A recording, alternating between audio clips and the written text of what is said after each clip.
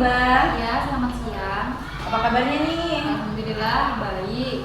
Jadi gini Bu, hari ini kita akan melakukan pra-observasi ya Bu ya. Sebelum saya nanti akan mengamati proses pembelajaran Ibu di kelas atau supervisi kelas. Tujuannya adalah untuk mengetahui dan mengevaluasi jalannya proses pembelajaran. Kenapa dilakukan pra-observasi? Karena agar Bu Iba ada persiapan lebih awal nih, agar nanti saat saya mensupervisi Bu Iba di kelas, Bu Iba udah lebih siap, gitu ya Bu ya. Jadi ini dalam pra-observasi ini ada beberapa pertanyaan yang akan saya tanyakan ke Bu Iba. Untuk yang pertama, pertanyaannya adalah apa tujuan pembelajaran yang akan Ibu capai, Bu? Jadi tujuan pembelajaran di sini yaitu yang pertama menyebutkan beberapa konsep tentang sosiologi dan manfaat belajar sosiologi. Yang kedua menjelaskan beberapa paradigma dalam sosiologi dan cara belajar sosiologi. Kemudian yang ketiga menggunakan teori yang dipelajari guna melakukan pengamatan berbagai gejala sosial sehari-hari. Kemudian membuat dan mempresentasikan laporan penelitian sosial secara sederhana dalam berbagai bentuk laporan tugas. Oke, dari tujuan pembelajaran yang akan Ibu capai, sekarang area pengembangan yang akan Ibu capai itu apa saja Bu, kira-kira Bu? Jadi area pengembangan yang akan dicapai menurut saya itu ada dua, aspek pengembangan dan keterampilan. Dalam aspek pengembangan dan keterampilan itu diharapkan anak dapat mendapatkan materi tentang konsep sosiologi dan dapat mempresentasikan di depan kelas. Oke. Kemudian setelah area pengembangan yang akan Ibu kembangkan, yaitu aspek pengetahuan dan keterampilan, kira-kira selanjutnya bagaimana rancangan pembelajaran terkait strategi dan model pembelajaran yang akan Ibu gunakan? Jadi strategi dan model pembelajaran ini menggunakan project based learning, terintegrasi pembelajaran berdiferensiasi berbasis sosial emosional learning. Oke, jadi Ibu sudah merancang pembelajaran, sudah berdiferensiasi, kemudian dia juga sudah terintegrasi dengan KSE ya Bu ya. Iya. Kemudian pertanyaan yang terakhir nih Bu, bagaimana dengan media pembelajaran yang akan Ibu gunakan saat pembelajaran besok Bu? Jadi media pembelajaran yang digunakan yaitu yang pertama gawai, kedua laptop atau komputer, yang ketiga ada akses internet, yang keempat buku teks, yang kelima papan tulis, dan yang terakhir itu ada lembar kerja. Oke, baiklah Bu Iba. Prasupervisi, praobservasi ini sudah kita lakukan. Sampai ketemu besok. Kira-kira Bu Iba ada waktu terdekat jam pelajaran ngajar di hari apa Bu? Hari Kamis Bu. Hari Kamis. Besok ya Bu ya. Berarti besok siap ya Bu ya ketika saya melakukan supervisi di kelas. Oke, sampai ketemu besok Ibu. Iya. Semangat Bu Iba. Terima kasih.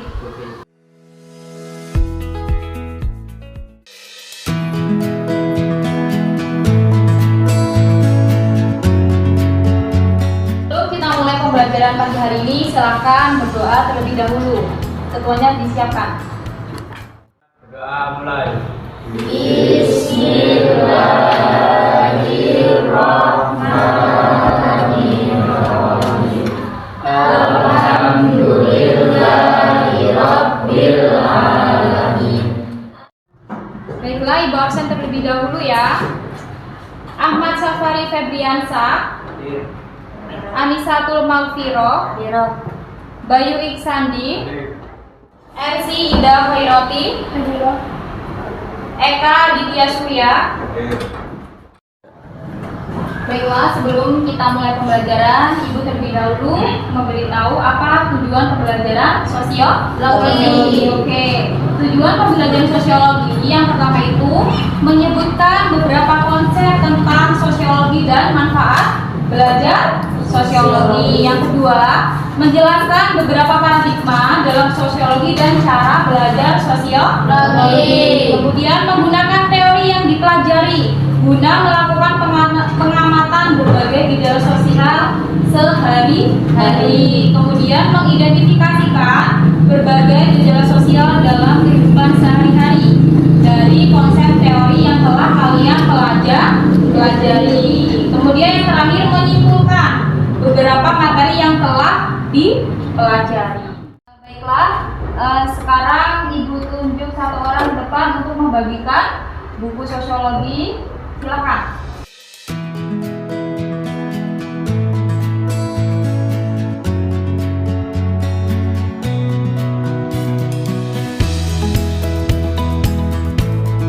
Sebelumnya silakan kalian buka buku sosiologi halaman 81.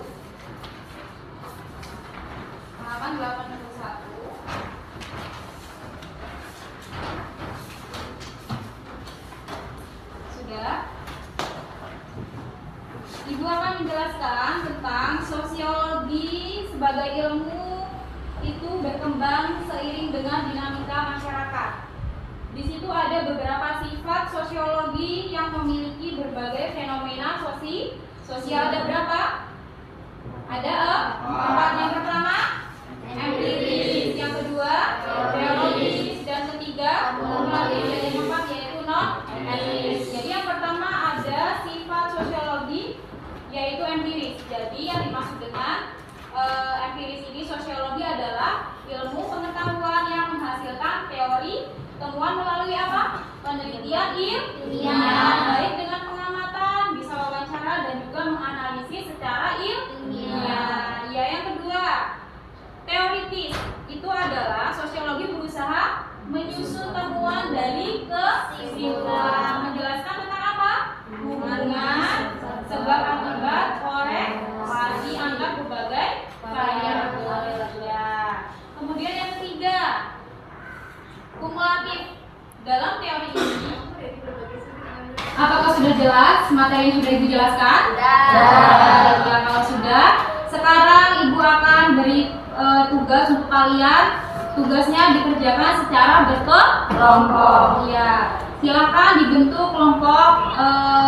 Satu kelompoknya terdiri dari 4 atau 5 orang. Silakan. Baiklah, di sini Ibu akan membagi tugas masing-masing kelompok. Untuk kelompok 1, tugasnya yaitu tentang mencari perbedaan teori konflik dan teori fungsionalisme. Untuk kelompok yang kedua, silakan mencari materi mengenai sifat-sifat sosiologi sebagai ilmu pengetahuan. Dan untuk kelompok 3, kalian menjelaskan sosiologi sebagai ilmu pengetahuan menurut para ahli.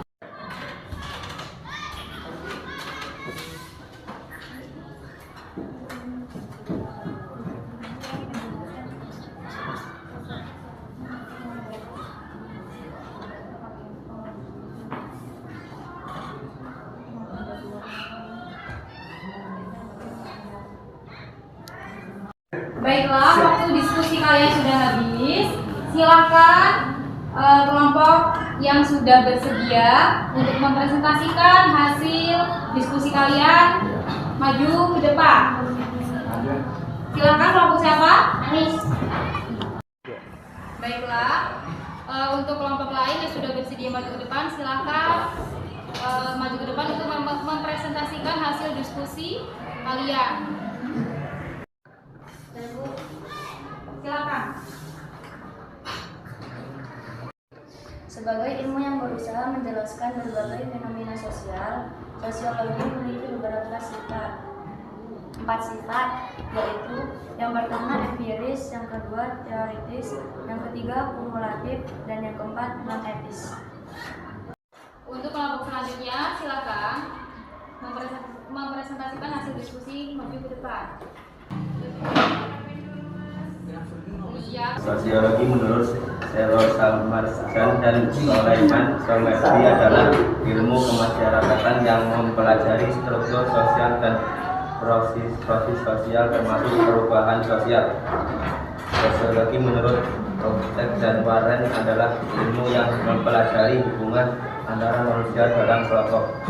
Sosiologi menurut Paul Wilberton dan Chester L. Kuhn adalah ilmu yang mempelajari masyarakat bagi Hartman dan Kuhn 1987. Masyarakat adalah sekumpulan manusia yang secara relatif mandiri hidup bersama-sama dalam jangka waktu yang cukup lama mendiami wilayah yang sama, memiliki kebudayaan yang sama, dan melakukan sebagian besar kegiatannya dalam kelompok tersebut.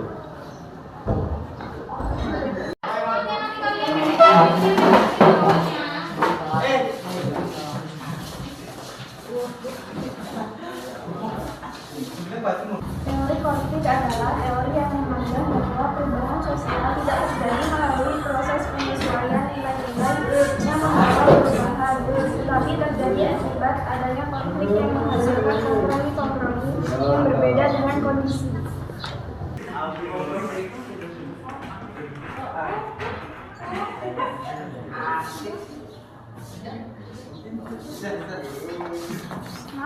Baiklah, di sini Ibu akan menyimpulkan hasil diskusi kalian mengenai teori-teori atau sosiologi sebagai ilmu sosial yang membahas mengenai fenomena sosial. Itu terdapat ada beberapa sifat. Yang pertama ada empiris, kemudian teoritis, kumulatif, dan non-empiris. Kemudian dalam buku Sukanto juga ada beberapa definisi sosial, yaitu yang pertama sosiologi menurut siapa?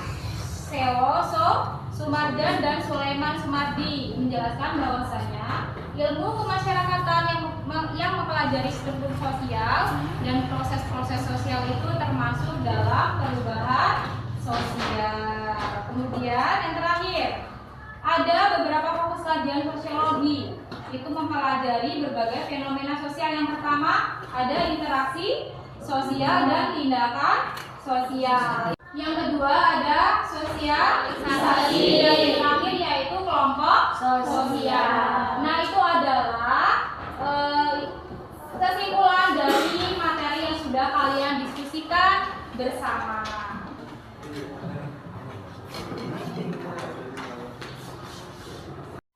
Baiklah, cukup sekian pembelajaran kita pada pagi hari ini. Semoga apa yang Ibu sampaikan hari ini bisa bermanfaat untuk kalian semua. Amin. Ibu akhiri, assalamualaikum warahmatullahi wabarakatuh. Waalaikumsalam warahmatullahi wabarakatuh. Assalamualaikum warahmatullahi wabarakatuh. Saya Nuri Murtasimah, CGP angkatan 10 dari SMA Darul Ulum Lampung Selatan. Di sini saya bersama Ibu PP saya, Ibu Istiqomah. Kemudian ada guru saya namanya Ibu Habibatul Umat. Di sini saya akan melakukan kegiatan pasca observasi berkaitan dengan kemarin hasil observasi kelas yang telah kami lakukan. Selamat siang Bu Iba. Ya, selamat siang. Jadi gini Bu Iba, saya mau tanya-tanya nih, kemarin bagaimana perasaan Bu Iba terkait observasi kelas yang habis kita lakukan? Awalnya merasa terganggu, agak tegang, tapi berjalannya prosesnya jadi lebih baik. Oke. Kemudian pertanyaan selanjutnya Bu Iba, dari observasi kelas kemarin area pengembangan apa yang Ibu Iba kembangkan, terus langkah-langkah apa yang pernah Ibu lakukan kemarin? Yang pertama membuat perangkat pembelajaran, yang kedua aspek yang saya akan kembangkan itu pengetahuan dan keterampilan. Untuk pengetahuan, guru memberikan rangsangan awal, selanjutnya siswa berusaha mencari informasi dalam materi, dan di bidang keterampilan siswa berusaha berani ke depan untuk menyampaikan hasil yang mereka dapatkan. Oke, begitu ya Bu Iba. Ya. Kemudian nih, dari apa yang sudah Ibu sampaikan tadi, kira-kira area pengembangan yang kemarin Ibu Iba lakukan dan Ibu maksud kira-kira sudah tercapai apa belum Bu? Menurut saya sudah lumayan baik, akan tetapi masih ada juga banyak kekurangannya. Kemudian dari hasil observasi kelas kemarin, kendala apa yang Ibu Iba temui di kelas? Ada kendala atau tidak? Hambatan yang sering terjadi itu adalah masih ada siswa yang kurang terlibat aktif dalam proses pembelajaran. Mungkin kurang terlibat aktif itu karena saya belum melakukan pengelompokan berdasarkan minat siswa. Oke, ya. Kemudian pertanyaan terakhir nih Bu, Ya. kira-kira kapan Ibu akan melakukan perbaikan dan dengan memperhatikan minat belajar siswa yang seperti Ibu sampaikan tadi?